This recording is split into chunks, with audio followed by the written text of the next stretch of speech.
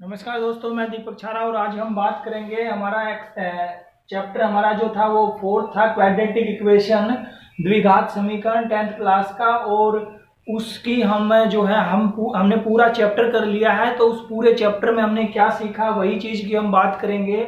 हमने सीखा है कि ये जो इस टाइप की हमारी इक्वेशन है ax² + bx + c = 0, ये हमारी क्वाड्रेटिक इक्वेशन थी, द्विघात समीकरण थी। क्योंकि इसकी डिग्री 2 है इसलिए जो है इसके 2 रूट होंगे। तो इसके रूट्स हमने निकालना सीखा। इसके हिंदी में अगर बात करें, इसके मूल हमने निकालने सीखे हैं। और इसके जो रूट्स निकालने, जो मूल निकालने हैं, उसके लिए हमने पहली एक्सरसाइज में हमने बात की फैक्टर मेथड की,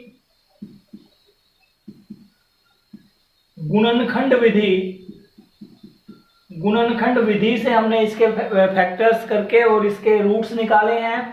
दूसरी एक्सरसाइज में हमने बात की है कि इसके जो है रूट निकालने के लिए हमने कंप्लीटिंग स्क्वायर का प्रयोग किया है। कंप्लीटिंग स्क्वायर यानी कि हिंदी में बात करें तो पूर्ण वर्ग बनाने की विधि से हमने इसके रूट्स निकाले। तीसरा हमने बात किया है जो हमारा फॉर्मूला था क्वाड्रेटिक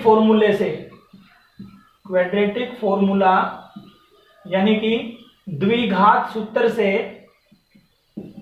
हमने इसके जो है रूट्स निकाले हैं।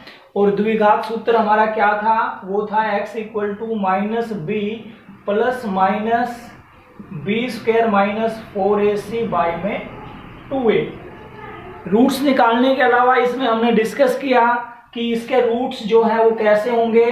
तो नेचर की बात की हमने, इसके nature of the roots, Hindi में मूलों की प्रकृति की हमने बात की कि इसके रूट्स कैसे होंगे। उसके लिए हमने d निकाल के देखा। d हमारा जो था वो था डिस्क्रिमिनेंट b² - 4ac।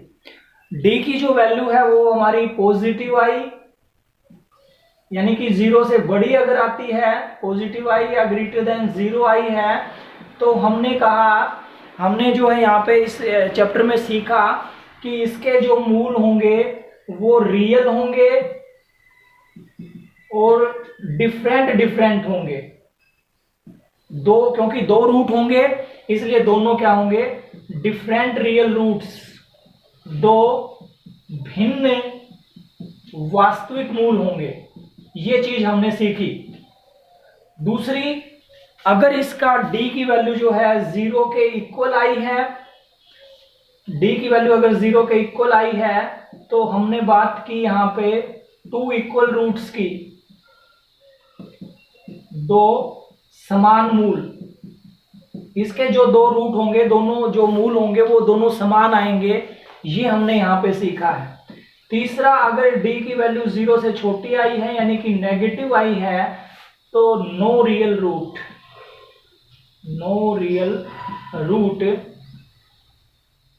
मूल जो है इसके वास्तविक नहीं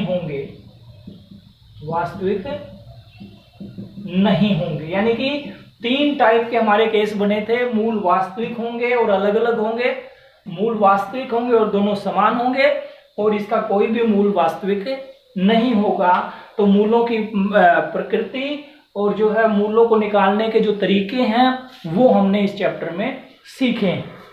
थैंक यू।